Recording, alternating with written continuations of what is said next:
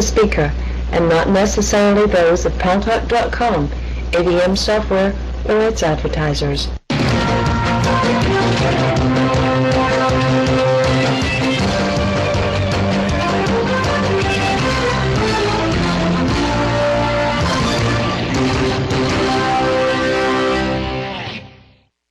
News Talk is online. News Talk Online is a production of paltalk.com, the largest multimedia interactive program on the internet, with more than 4 million unique users on demand on iTunes and on YouTube, and on my blog, GaryBaumgarten.com, where you're encouraged to post your comments, whether you agree with yours truly or not.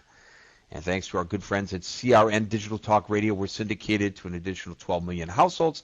I am your host, Gary Baumgarten. I don't know where you guys are all located, but any of you who are on the eastern seaboard leading up into New England, you're getting drenched right now. And I took an early boat home today because they were expecting such high waves on the New York Bay, the Raritan Bay, the Hudson River, the East River, that there's a chance they would shut down the boats. So I took an early one home to do the show from home. And boy, oh boy, were we rocking and rolling. And I was so drenched when I got here, I had to change my clothes. And I was cold, too. So it's quite the storm, a little bit more serious than anything we had anticipated. And another storm today in Geneva of sorts, a political storm. As you may have known, the United States, Israel, and several European nations, including the Netherlands and Germany, and I believe Poland, had decided to sit out the Durban II United Nations Conference on Racism for fear that it would turn into another forum for attacking Israel. Well, a number of the other Western nations decided to attend. The first speaker was the only world leader in attendance, Mahmoud Ahmadinejad from Iran, a bastion, as we know, of human rights. He's the one to stand up and point out transgressions that other nations may have, because he has just such a great record on human rights, doesn't he? And of course, the first things out of his mouth was how Israel commits genocide. Every single Western diplomat walked out. Every single one walked out. I don't know, is Boaz back with us? I don't know if with his technical problems whether he can even play this for us, but he has the video. But you should go to my blog, GaryBaumgarten.com, and look at that video, because it was heartwarming. I am telling you, I never felt better about the diplomatic corps than I did today when they walked out on that jerk. I mean, okay, it's fair game to talk about Israel's human rights violations, no question about it. But for him to stand there so sanctimoniously, in a nation where if a woman walks out with a strand of hair showing, she can be beaten or arrested, in a nation where a Western journalist was arrested for buying wine, then they changed the charge to reporting for the BBC and NPR without a press pass. Then they changed it to she's a spy, give me a break, and they convicted her behind closed doors without representation. In a nation where he himself has said, well, we don't have any gays, and we know why, because if you're openly gay, they will execute you.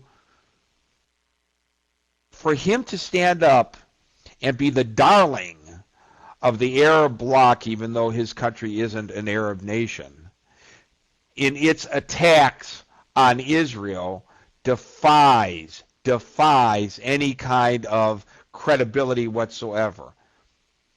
I got to tell you, I was just so pleased when they all got up and walked out en masse.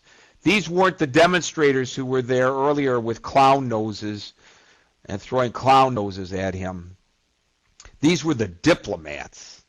And you know what? Their walking out sent a message, because the United Nations has become a debate society.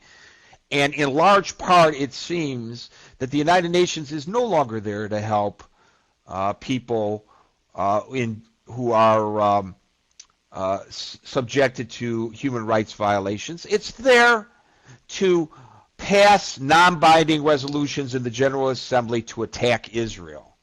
There are nations there that are there for that purpose and that purpose only. Now, while we're focusing on Israel, nobody is looking at all the human rights violations going on all across this globe. Because the only country that deserves condemnation is Israel. I'm told by Boaz that he has the video ready to play. Let's play that video, Boaz, before we get into the discussion. Look at this jerk speaking and these brave men and women getting up and walking out.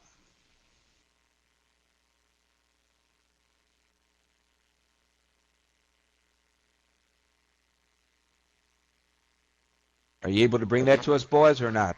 Here we go. Following the World War II, they resorted to military aggressions to make an entire nation homeless on the pretext of Jewish sufferings, and they sent migrants from Europe, the United States, and from other parts of the world in order to establish a totally racist government in the occupied Palestine. And in fact, in compensation,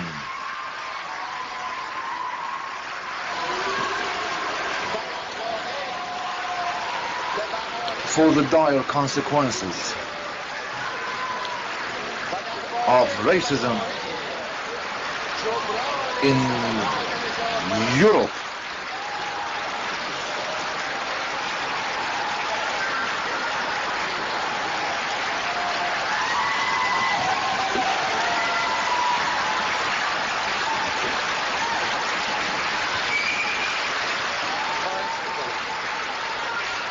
okay, please, thank you. And in fact, in compensation for the dire consequences of racism in Europe, they helped bring to power the most cruel and repressive racist regime in Palestine. The Security Council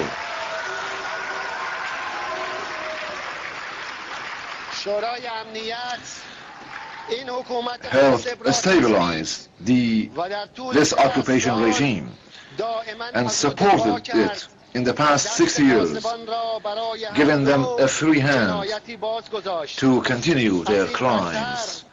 It is all the more regrettable that a number of Western governments and the United States have committed themselves to defend those racist perpetrators of genocide, whilst the awakened conscience and free-minded people of the world condemn aggressions.